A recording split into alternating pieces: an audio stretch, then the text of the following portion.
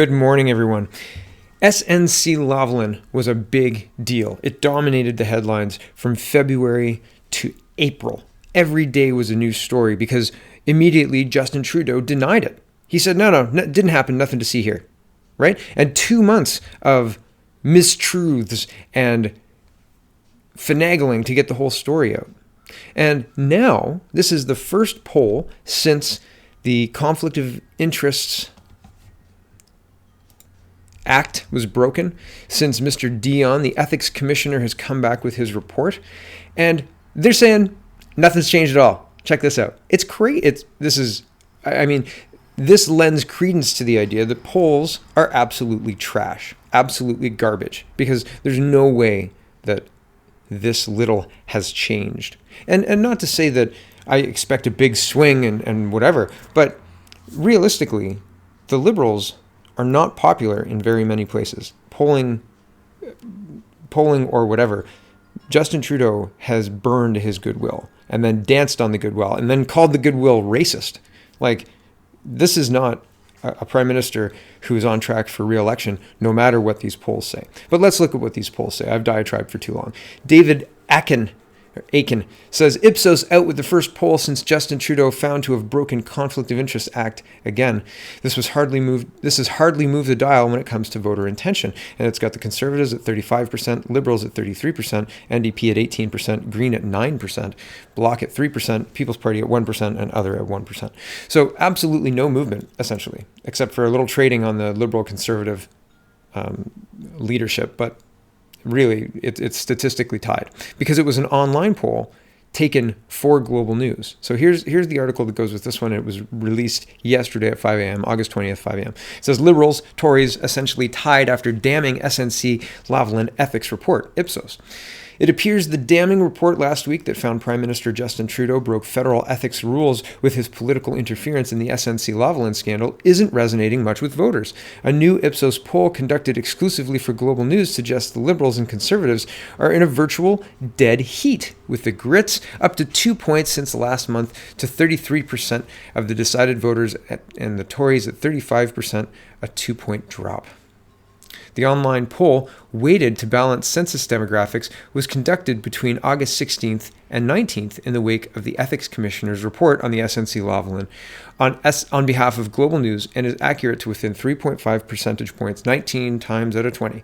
Okay, so I'm just going to pause here because I want to show you one more article and then another article, but it has to do with this weighted report, or the weighted to balance the census demographics. I'm going to explain what that means in just a second after we have another look at this poll. Here's the CTV News reporting. Liberals unhurt, Tories not helped by scathing SNC Lavalin report poll. A new poll suggests a scathing ethics report on Prime Minister Justin Trudeau's handling of the SNC Lavalin affair hasn't so far hurt the Liberals' chances of re-election this fall, and it hasn't helped the Conservatives. Indeed, the Ledger poll suggests that two parties were locked in a dead heat. That's an interesting phrase, too, in a dead heat, with the support of 33% of voters as they jockeyed for position at the start gate for the October 21 vote.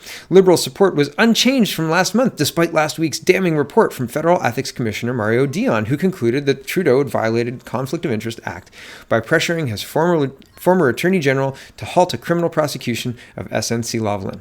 Conservative support was down 3 percentage points from last month, despite the party's best efforts to reignite public outrage over the SNC affair, which propelled the Tories into a commanding 13-point lead over the Grits at the height of the controversy last April. The poll put support for the Green Party at 13%, up 1 point ahead of the NDP at 11%. Maxime Bernier's fledgling People's Party of Canada stood at 4%. The online survey of 1,535 eligible voters was conducted August 16th to 19th for the Canadian Press and weighted to reflect the makeup of Canada's population. It cannot be assigned a margin of error because internet-based polls are not considered random samples. So this poll, because this is an internet-based poll and has no margin of error, and this poll has a margin of error, I'm assuming they're different polls. Okay, so this one's got the People's Party at 1, this one's got the People's Party at 4. Every online poll that I see gets the People's Party at 60%, and every other party much less, but that's interesting to note. But here's why I was mentioning those weighted claims. So when they say they're weighting the weighted to reflect the makeup of Canada's population. If you have a poll of 100 people and 500 people are 18 to 35 and they vote conservative, let's say, and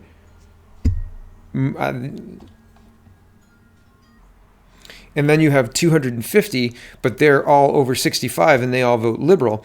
Those votes matter a bit more because the census has more of those voters voting, right? So that's what weighted polls mean, and I don't know how they weight them. Like, I'm just giving an example. I'm not saying that's how they weight them. I'm just saying that's they give more weight to that and less weight to the younger voter, etc. And there's all sorts of different ways they can do that, but the polls are changed, okay? Essentially, here's why this is important.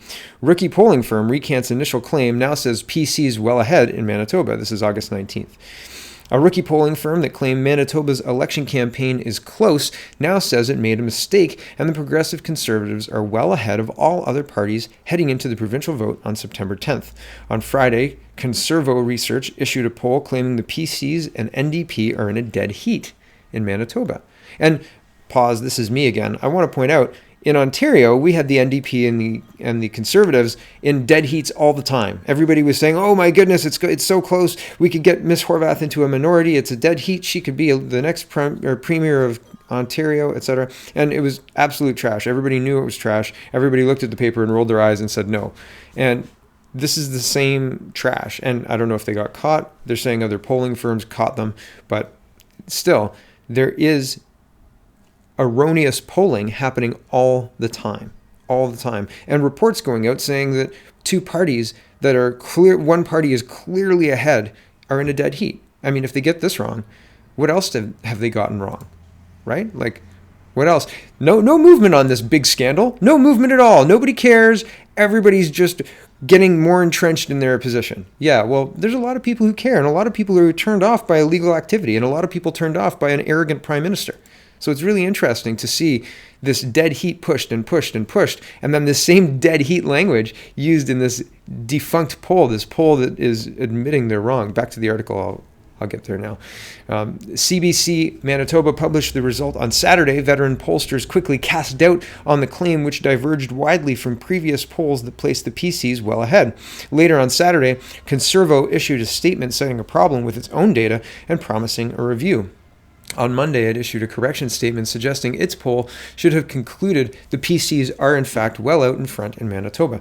The discrepancy was caused by an overweighting of responses from Northern Manitoba. Conservo Managing Director Carl Mavromichalis said in a statement, citing a third-party review of its work, "We apologize for the error and recognize the importance of providing Manitobans with an unbiased, independent election survey. We feel confident that we have now fulfilled our intention."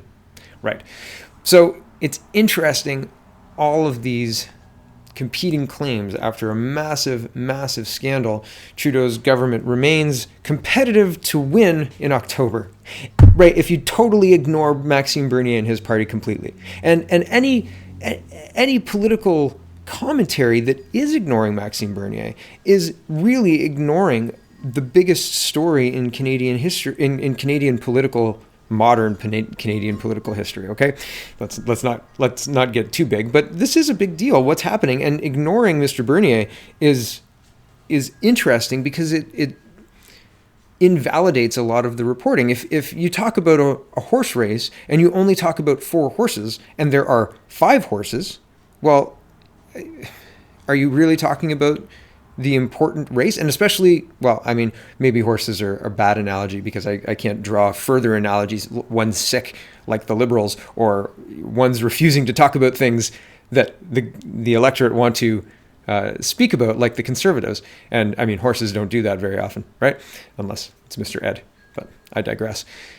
My point is, the SNC Lavalin affair was a big deal. And to say very little movement other than a statistically forgettable 2-point swap in leadership, it defies reason.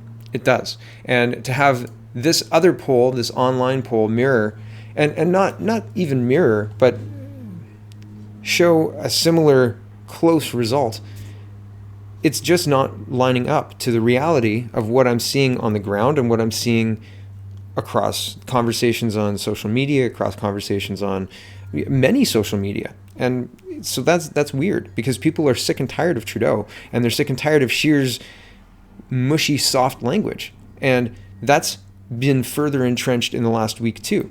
So, and that's not reflected in the poll either. So I guess people don't care, or the pollsters don't care, or maybe polls are just used to drive a narrative. The last story for this morning, and I've gone a little long.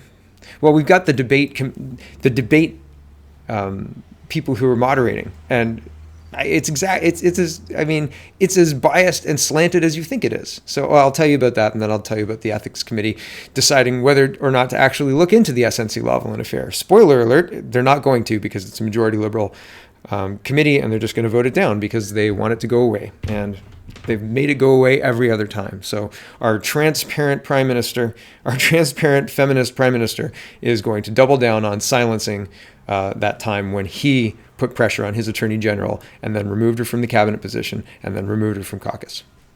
Yeah.